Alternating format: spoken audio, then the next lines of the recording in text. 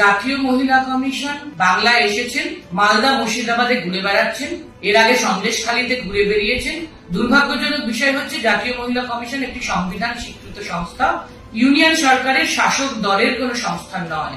কিন্তু দুর্ভাগ্যজনক হলেও সত্যি, সন্দেশখালীতে তারা মা বোনেদের দিয়ে সাদা কাগজে সই করিয়ে ধর্ষণের অভিযোগ পুলিশের কাছে এবং আরো অন্যত্র পেশ করেছিলেন।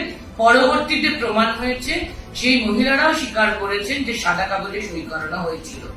এমন শ্বেতপত্র আবারও কি সন্দেশখালীর মতো জাতীয় মহিলা কমিশন মালদা মুর্শিদাবাদে পেশ করবেন ভাবছেন? মালদা মুর্শিদাবাদের বিষয় নিয়ে আমাদের সরকার এবং বাংলার মুখ্যমন্ত্রী মমতা বন্দ্যোপাধ্যায় গভীরভাবে কনসার্ন এবং তিনি সে বিষয়ে যথেষ্ট প্রশাসনিকভাবে দায়িত্বশীল ভূমিকা নিচ্ছেন।